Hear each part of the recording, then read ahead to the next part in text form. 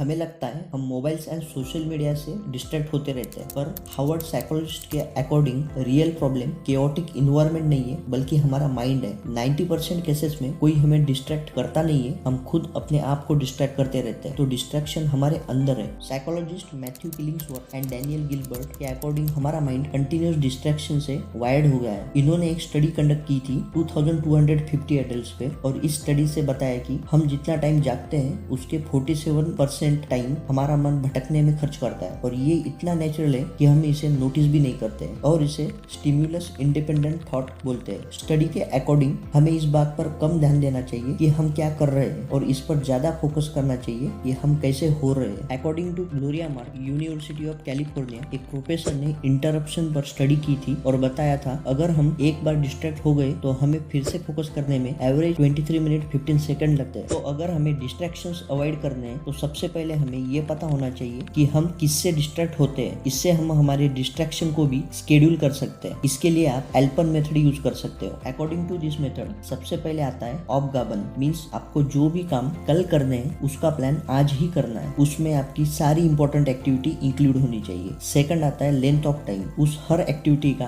हमें टाइम भी लिखना है कि वो एक्टिविटी आपको कितने टाइम में करनी है। Third, planning the buffer time, हमेशा आप अपने पूरे दिन का 60% ही प्लान करो, क्योंकि जो 40% टाइम बाकी है उसमें आपको बहुत सारे डिस्ट्रैक्शंस आ सकते हैं, कुछ अर्जेंट काम आ सकते हैं। इसके लिए 40% टाइम ये बफर टाइम होना चाहिए। फोर्थ, इस्टेब्लिशिंग योर प्रायोरिटी, जो भी काम आपके बहुत इंपॉर्टेंट है उसको सबसे पहले खत्म करो, इससे आपके बाकी के काम इजीली हो जाएंगे। फिफ्थ, नोटेशन, अगर आपको इस प्लान में और कुछ इंप्रूवमेंट करना है तो note down and make more changes. अब इस मेथड से हमारी प्लानिंग तो हो गई, पर अभी एक्शन लेना है। तो आपने नोटिस किया होगा जब भी हम कोई काम कंटिन्यूअस 1 या 2 घंटे करते हैं तो हमारा माइंड डिस्ट्रैक्ट होने लगता है। तो इसको अवॉइड करने के लिए एक टेक्निक है पोमोडोरो टेक्निक। तो पोमोडोरो टेक्निक यूज करने की फर्स्ट स्टेप है सेट अ टाइमर। सबसे पहले हमें ये डिसाइड करना है कि मैं कितना टाइम कंटिन्यूअस काम कर सकता हूँ या पढ़ सकता हूँ। फॉर एग्जाम्पल 30 मिनट, तो 30 मिनट का टाइमर लगा दो। स्टेप 2, इस 30 मिनट में आप सिर्फ वही काम करेंगे जो आपने डिसाइड किया था। Step 3, after 30 minutes reward yourself with a short break of 5 minute. Step 4, ऐसे आपको 4 पोमोडोरो कंप्लीट करने हैं 30 मिनट्स के, और इसके बाद आप एक लॉन्ग ब्रेक ले सकते हो। ये मेथड हमें फोर्स करती है एक ही टास्क पे फोकस रहने में फॉर 30 मिनट कंटिन्यूअसली, और इससे हमारा ब्रेन ट्रेन होता है ज्यादा टाइम कॉन्सेंट्रेट करने में।